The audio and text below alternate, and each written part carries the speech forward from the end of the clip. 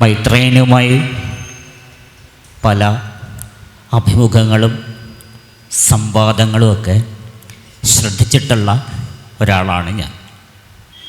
പക്ഷേ ഞാൻ ചോദിക്കാൻ ആഗ്രഹിക്കുന്ന ഒരു കാര്യം, എന്നെപ്പോലെ ഈ സമൂഹത്തിൻ്റെ ഭാഗമായി ഈ സമൂഹത്തിൽ ജീവിക്കുന്ന ഭിന്നശേഷി മേഖലയുമായി ബന്ധപ്പെട്ടാണ്. പല മേഖലകളിലും മൈത്രേയൻ ഇടപെട്ട് പ്രവർത്തിച്ചിട്ടുള്ളതായി അദ്ദേഹത്തിൻ്റെ അഭിമുഖങ്ങളിലോ സംവാദങ്ങളിലോ ഒക്കെ കേട്ടിട്ടുണ്ട്. അപ്പോൾ പണ്ട് വികലാംഗർ, ഇപ്പോൾ ഭിന്നശേഷിക്കാർ, ദിവ്യാംഗർ, അങ്ങനെ പല സ്ഥലത്ത് പല സമയത്ത് പല പദങ്ങളിൽ പല പേരുകളിൽ അഭിസംബോധന ചെയ്യപ്പെട്ട് അതിലുണ്ടാവുന്ന നിലപാടുകളിലും മനോഭാവങ്ങളിലുമൊക്കെ മാറ്റങ്ങൾ സംഭവിക്കുന്നുണ്ട്. അത് പോസിറ്റീവാണെങ്കിലും നെഗറ്റീവാണെങ്കിലും. ഇതുമായി ബന്ധപ്പെട്ട് ഭിന്നശേഷി മേഖലയിൽ പ്രവർത്തിക്കാനുള്ള അവസരം ഉണ്ടായിട്ടുണ്ടോ? ഉണ്ടെങ്കിൽ ആ അനുഭവം ഒന്ന് അറിയാൻ ആഗ്രഹമുണ്ട്. ഒപ്പം ഈ വിഷയത്തിൽ ഈ മേഖലയുമായി ബന്ധപ്പെട്ട ഒരു കാഴ്ചപ്പാട്, ഒരു സമീപനം, ഒരു നിലപാട് അതെന്താണ് എന്നും അറിയാൻ ആഗ്രഹമുണ്ട്. പിന്നെ ഇത്തരം ഒരു വേദിയിൽ ഉന്നയിക്കപ്പെടേണ്ട വിഷയമാണോ അല്ലേ എന്നൊന്നും എനിക്ക് അറിഞ്ഞുകൂടാ. എനിക്ക് ചോദിക്കാൻ തോന്നി, എനിക്കറിയണമെന്ന് ആഗ്രഹം തോന്നി. പലപ്പോഴും മൈത്രേയനോട് അങ്ങനെ ഒരു ചോദിക്കണം എന്ന് തോന്നിയിട്ടുണ്ട്. ഇപ്പം ചോദിക്കുന്നു. പ്രതികരണം അതിനുള്ള ഇത് അദ്ദേഹത്തിന് വിട്ടുകൊടുക്കുന്നു. Thank you. നമ്മളിവിടെ മനുഷ്യരുടെ പ്രശ്നങ്ങൾ മിണ്ടുന്നതിനാണ് കൂടിയിരിക്കുന്നത്. അതിനകത്ത് ആരാണോ ഏറ്റവും കൂടുതൽ ജീവിക്കാൻ ബുദ്ധിമുട്ടുന്നവരുടെ ജീവിതത്തിൻ്റെ ഗുണനിലവാരം കൂട്ടാനാണ് നമ്മൾ ഈ കൂട്ട്. അതുകൊണ്ട് പിന്നെ ആ ചോദ്യം തെറ്റാണോ ശരിയാണോ എന്നുള്ള ചോദ്യമൊന്നും വേണ്ട, വളരെ ശരിയായ ചോദ്യമാണ്. ഞാൻ ഈ മനുഷ്യാവകാശപരമായ പ്രവർത്തനങ്ങളിലാണ് ഏർപ്പെട്ടിട്ടുള്ളത്. അത് മാനസികമായിട്ടുള്ള വിഷമമുള്ളവർ തൊട്ട് സാമൂഹികമായിട്ടും ഉപേക്ഷിക്കപ്പെട്ടിട്ടുള്ള ജനങ്ങളുടെ ഇടയിലും പ്രവർത്തിച്ചിട്ടുണ്ട്. എൻ്റെ പാർട്ട്ണറായിരുന്ന ഡോക്ടർ ജയശ്രീ ഒരു സമയത്ത് ബ്ലൈൻഡ്നസ് കൺട്രോൾ സൊസൈറ്റി എന്ന് പറഞ്ഞ ഒരു വിഭാഗത്തിനകത്ത് വർക്ക് ചെയ്തിട്ടുണ്ട്.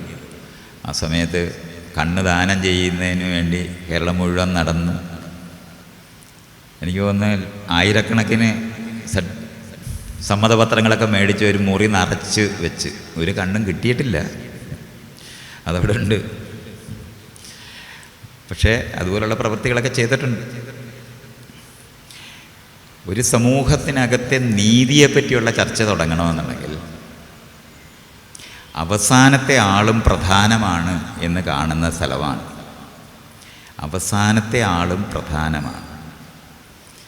അതുകൊണ്ട് ആരുണ്ടായാലും അവർക്ക് നമ്മളോടൊപ്പം ജീവിക്കാനായിട്ട് അവകാശമുള്ള ഒരു സമൂഹത്തിനെ പറ്റിയാണ് നമ്മൾ സംസാരിക്കുന്നത്. അതുകൊണ്ട് ഭിന്നശേഷി എന്നുള്ള വാക്ക് പ്രയോഗിക്കാൻ തുടങ്ങിയിട്ട് ഒരു 15 വർഷം അല്ലെങ്കിൽ അങ്ങോട്ട് തള്ളിക്കൊണ്ടുപോയ 20 വർഷമേ ആയിട്ടുള്ളൂ.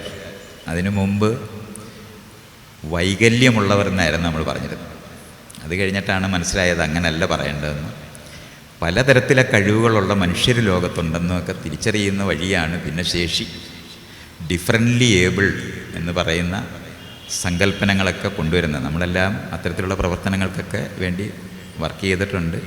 ഞാനൊക്കെ തന്നെ ഉപയോഗിക്കുന്ന വാക്കുകളിൽ വിവേചനപരമായി, എൻ്റെയൊക്കെ കുട്ടിക്കാലത്ത് കണ്ണ് കാണാത്തവരെ കണ്ണ് പൊട്ടനെന്ന് മാത്രമായിരുന്നു വിളിച്ചിരുന്നത്.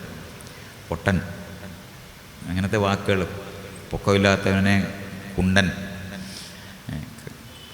കാലില്ലാത്തവനെ ഞൊണ്ടി, വേറെ ഒന്നും വാക്കുകളൊന്നുമില്ല, ഇങ്ങനെയായിരുന്നു വിളിക്കുന്നത്. ഹൃദയമില്ലാത്തൊരു ലോകമായിരുന്നു അവിടെ.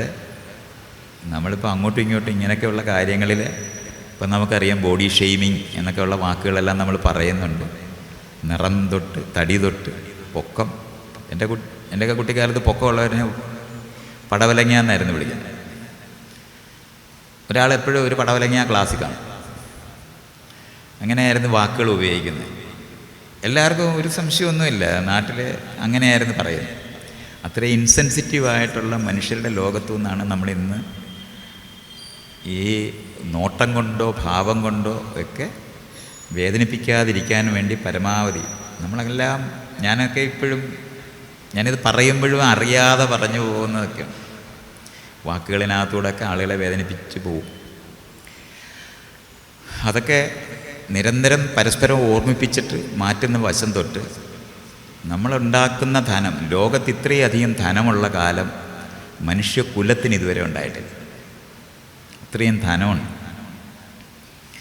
ആ ധനം നമ്മളിപ്പോൾ ഈ ആറ്റം ബോംബുണ്ടാക്കി തലയിലിടാനാണ് നടക്കുന്നത്. അതാണ് ഈ സ്ഥലത്ത് നിന്ന് വേണം നമ്മൾ ഈ വിഷയങ്ങൾ മനസ്സിലാക്കാൻ.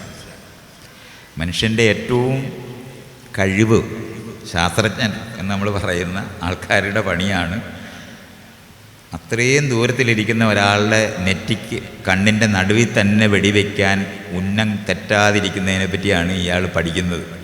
മാത്തമാറ്റിക്സൊക്കെ പഠിക്കുമ്പോൾ നമ്മൾ വിചാരിക്കും വേറെ കൊള്ളാവുന്ന കാര്യം ചെയ്യാൻ പോവാന്ന്. അങ്ങനെയല്ല. അപ്പം നമ്മൾ മനസ്സിലാക്കാനുള്ളത്, നമ്മളിൽ ഇങ്ങനത്തെ ഒരു ലോകമുണ്ട്.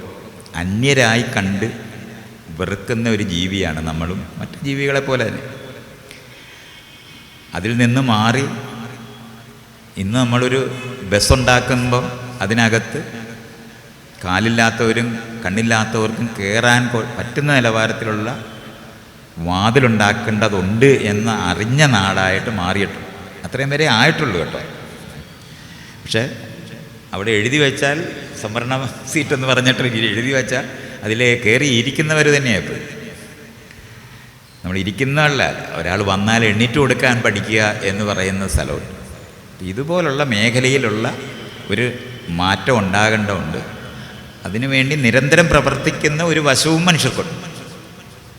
നമ്മുടെ ഇടയിൽ എന്നാണ്, അങ്ങനെയാണ് നമ്മുടെ ഇടയിലുള്ളവരോടല്ല ഇത് ചെയ്യണമെന്നുണ്ട്.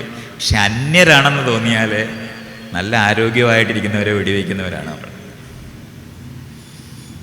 ഇങ്ങനെയുണ്ട്. അന്യരെ സൃഷ്ടിക്കുന്ന ആശയത്തിലാണ് ഇന്നും നമ്മളുള്ളത്.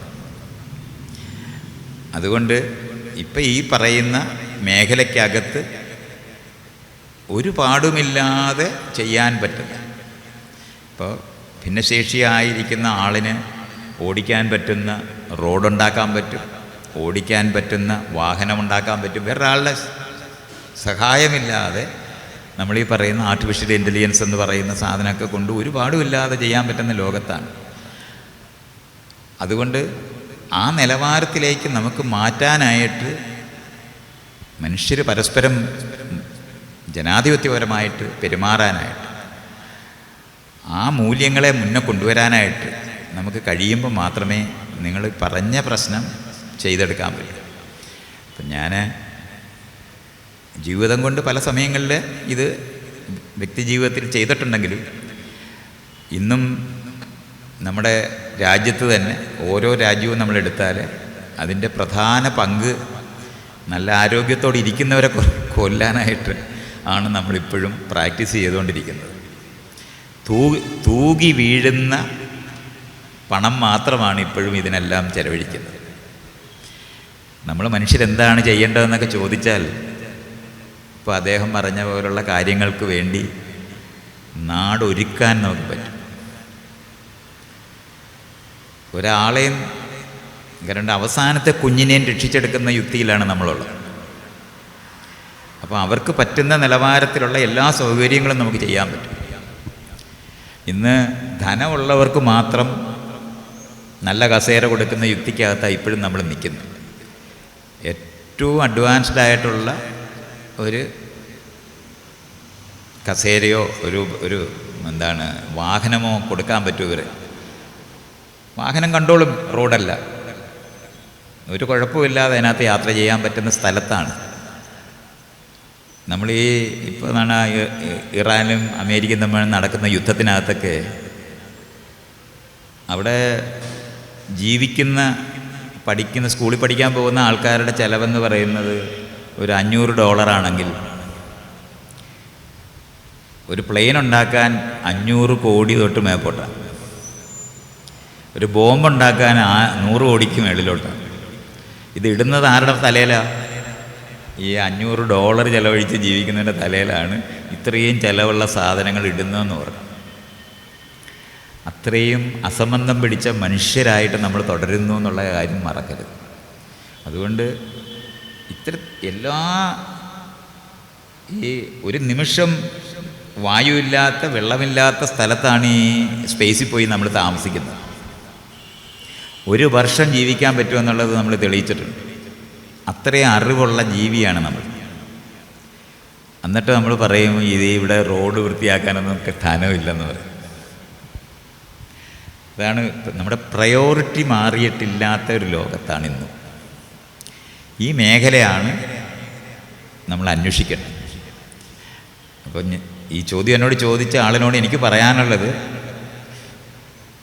ഈ ഇത്രയും ധനവും ഇത്രയും സൗകര്യങ്ങളും ഉള്ള ഈ കാലഘട്ടത്തിനകത്ത് നമ്മുടെ പ്രയോറിറ്റി എന്തായിരിക്കണം എന്ന് മറ്റുള്ളവരോട് പറയുന്ന പ്രവൃത്തിയിലാണ് ഞാനുള്ളത്.